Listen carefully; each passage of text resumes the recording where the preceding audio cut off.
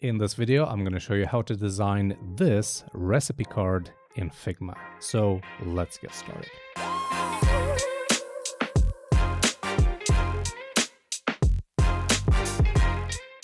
Hey, what's up everyone? Welcome back to the channel. I'm Purdila. And as you saw from that little intro, today we're designing a small, simple recipe card in Figma. Obviously, I'm using Figma here, but you can design it in whatever software you want. Either that's Adobe XD, Sketch, Photoshop, if you're feeling brave. But all joking aside, it's a really simple design, and you'll have really no problem designing it in whatever software you want. Now, next week, I'm going to create a coded version of this card, so HTML and CSS, so stay tuned. If you want to see that, and make sure you subscribe. Also, the design file I'll be working on today will be available to you as a free download. So make sure to check out the video description for links to that, and also links to all the assets I'm going to be using in this video. So let's get started. So in Figma, we're going to start by pressing F to bring up the frame tool. And I'm going to choose this preset called iMac 1280 by 720. This should fit nicely in here. Next, our recipe card should contain the following elements. It should have a picture of the delicious food that we're going to prepare. It must have a name for the recipe, right? So that's number 2. It must have a category, right? So what is it? Is it like a starter or a dessert or a main course?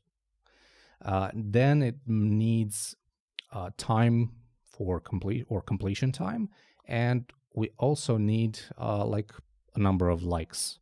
So it's a very simple card, as I was saying. It doesn't have much or a lot of elements to it, but I think it's a great example to show some pretty cool Figma techniques. So let's start with the picture. I'm going to grab the rectangle tool. Just drag a rectangle here. It doesn't matter what size it is. Now for this, I am using a plugin called Unsplash. And with this plugin, you can search for specific pictures, for example, food. And I'm going to scroll all the way down until I find a nice picture. And yeah, we're actually going to use this one. And again, you can find a link to this picture in the video description. So we can go ahead and close out of the plugin window. And as you can see, this added that picture as a background to my shape, and I can resize it to any dimension I want. Next, let's add a bit of text for the food type. And this is going to say dessert, not desert. So that's that. Let's add another one. This is going to say the completion time. Let's say 2.5 hours for this. And also let's duplicate this, and we're going to say, like, I don't know, 126 likes. Finally, we're going to need a title. And the actual title for this photo, I looked it up, is Delicious Cake with Pistachio, or Pistachio. How is this pronounced? And raspberries. All right, and that's pretty much all we need in terms of content. And as I said that, I actually forgot that I also want to add some icons here. So I'm going to jump to my favorite app for organizing icons, which is called Icon Set. There's also a YouTube video about using this if you're interested. Link is down below. And here I'm actually going to search for maybe a time or a clock. And I'm going to choose this icon. This is Time Outline. It's from the Ion Icons 5.0 Designer Pack. So just click, drag inside Figma. And we need to resize this. But as you can see, when we resize it, it actually, the borders get thicker and thicker. And that's because I'm using the regular Move tool. If I want to prevent that from happening, I need to use the scale tool, or the shortcut key is K. So now you can see the cursor here changed. And now I can drag this and it's going to keep like the same thickness for the borders or the strokes. And I'm going to resize this to 16 pixels, just like that. Okay. Next, let's get an icon for the likes, and I'm going to search for a heart icon. Let's search it in the same set, and I'm going to grab this one, heart outline. Click, drag in Figma, K again to grab the scale tool and just resize this to 16 pixels, just like that. And let's drag it here. Nice. Now, for this design, I'm going to use one of Figma's most powerful features, which is auto layout.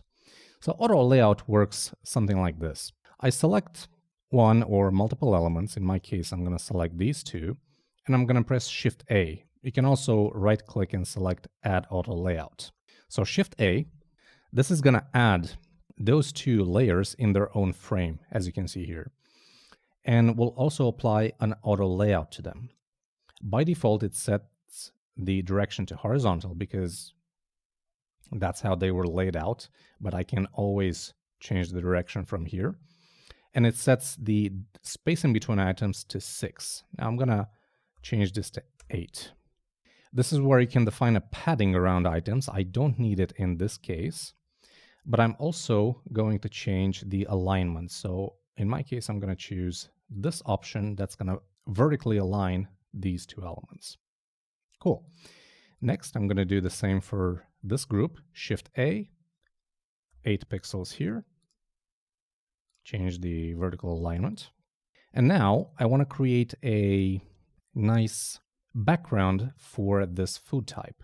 So I can use auto layout again. I can select just this text element, press Shift A, and I can go ahead and add a fill color to it.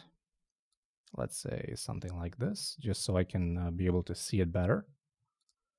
And as you can see, by default, this added 10 pixel padding around items. We'll come back to this a little bit later, and we'll fix it.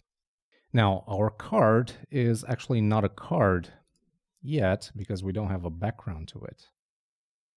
So let me do this quickly. Let me add a darker background to this bit. I'm going to select these three and create another frame with them with auto layout. And I'm going to align everything vertically in the middle. And then I'm going to select all of these elements, Shift A again to create yet another frame with auto layout. This time our frame is vertical and it has a spacing between items of 28. Don't worry, we'll fix this in just a little bit. Now, what I want to do with this is add a fill color of white. And just like that, if my scroll works, we now are starting to have a card-looking design. Now, let's turn our attention to the typography of this element. For the typeface, I'm going to be using Poppins. This is a very popular typeface from Google Fonts. It's free. You can download it at any time. And I actually really like this. Now for the font size, I'm going to be using 13 pixels for these elements. For the foot type, I'm going to be using semi-bold with a -1% letter spacing.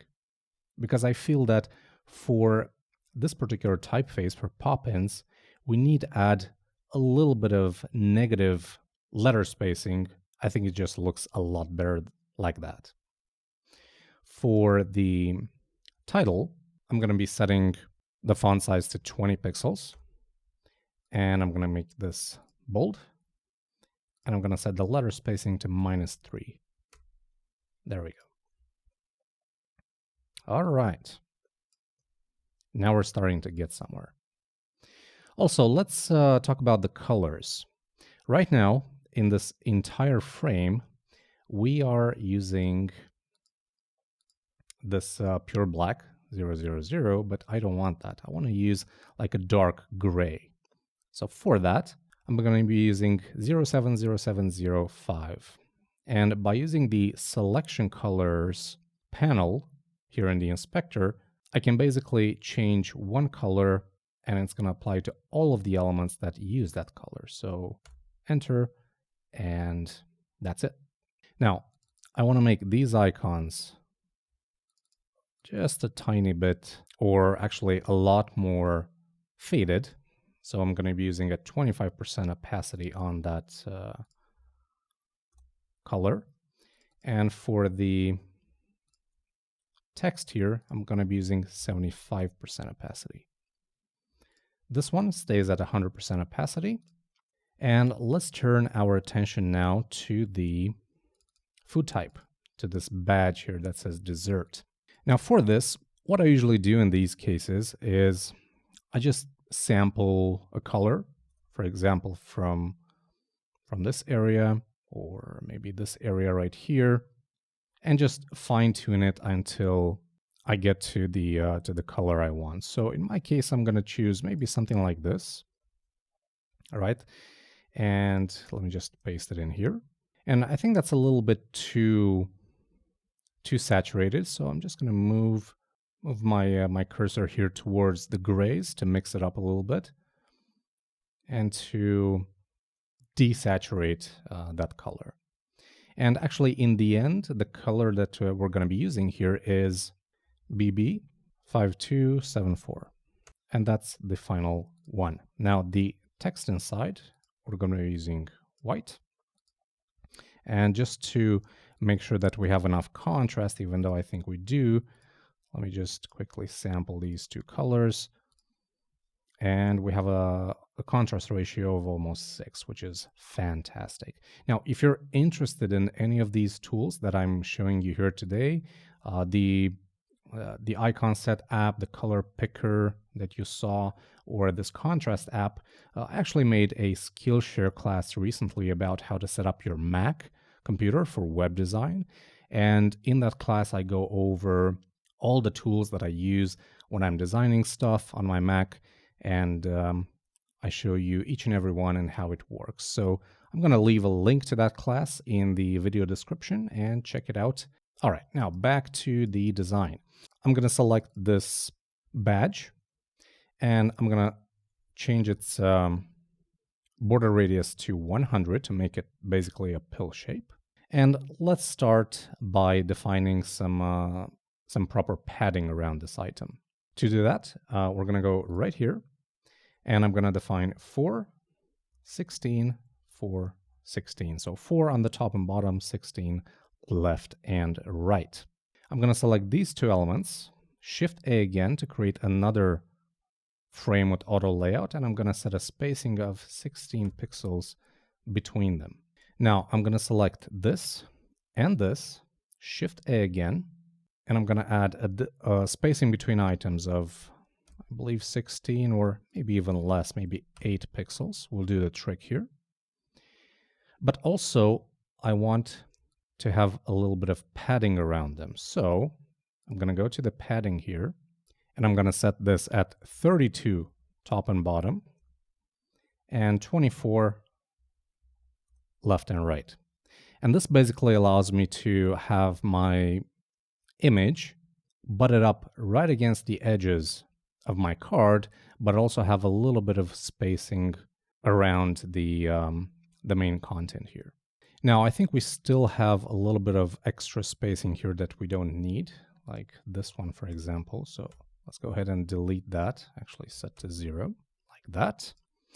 And to be able to resize our frame properly and have all of the elements move correctly, we need to do a couple of things inside Figma. So notice this image, when it comes to resizing, it's set to a fixed width. But what I want it to do instead is fill the container. And I'm also going to set its height to fill container, right? So if I select this main frame and I resize it, see how that's behaving? It just resizes along with it. And this is doing now the same thing. So let's fix the other elements. Let's select this bit, and I'm going to set the width to fill container, like so. And the height will just be hug contents. And hug contents basically means that this text field resizes to its exact content, right? It doesn't go beyond that. Let's do the same for this frame. I'm going to set it to fill container and hug contents. So now you'll see that as I'm resizing this, I think we have another frame in here. There we go. So let's set this to fill container, right? So now you'll see that the text will resize along with my parent container here. Next, let's select this bit, and instead of packed, we're going to select space between, and this will actually push these elements to the sides, and it's always going to have an equal space between all elements. But because I just have two elements, well, I just have one space in between. So by doing that, I now have this behavior, which is exactly what I want. All right, we're almost done here. Let's add a little bit of a rounded corner to this element. For that, we're going to select it. We're going to go into the inspector, and we're going to say 16. This adds a nice rounded corner, but we can't see that corner up here where the image is. So to fix that, select the image and click this button that says independent corners and select 16, 16, 0, 0. This makes just, or rounds off just the top left and top right corners. Now, as a final touch, we need to add a drop shadow to this element. And for that, I'm going to be using a tool that's called Shadows, and you can find it at this address right here. This is a free service. Basically, it allows you to create layered shadows, which are a lot smoother than having just a single shadow, as you can see here in this example. And they also give you the CSS code for this shadow, which we'll be using when we're creating the coded version, which is fantastic. But what I really like about this is that it has a Figma plugin, and I have that installed. Let's bring it up. And by the way, to bring up the search, you can do Command and backsplash, and I'm going to say shadows. It's called Smooth Shadow, right? This basically generates a default shadow, as you can see here, but you can control it from here. You can define the color, how many layers you want, the offset, the blur, and so on and so forth. So once you're done, hit Apply Shadow. And from here, as you can see, we have a couple of different drop shadows applied. We can simply right-click, copy-paste, copy properties, and then we can go here and we can paste properties, or we can actually create an effect style. So let's create a new one. Let's call it card shadow.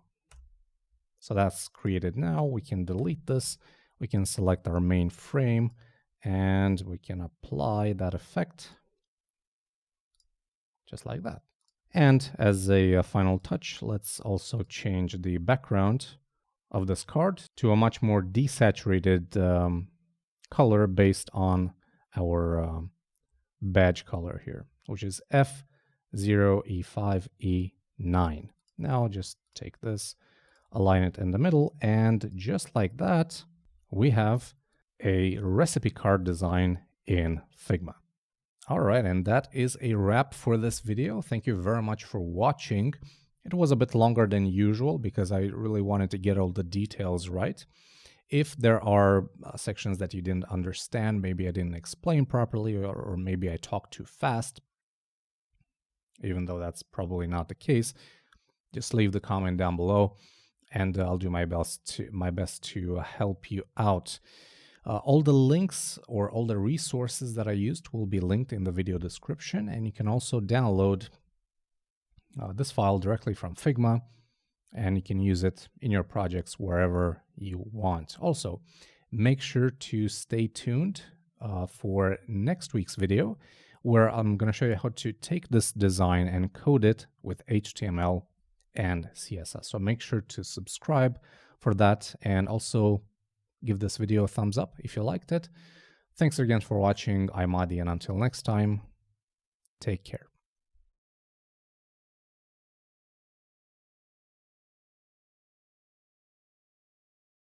Today is about Sketch. I meant Figma again. A recipe card. Neighbors. I am using our and use it whatever you want. Whatever, wherever you want. And also give it a thumbs up if you liked it, or thumbs up, thumbs down. What the give it a like if you liked it. Subscribe. Thanks very much for watching. Make sure to subscribe.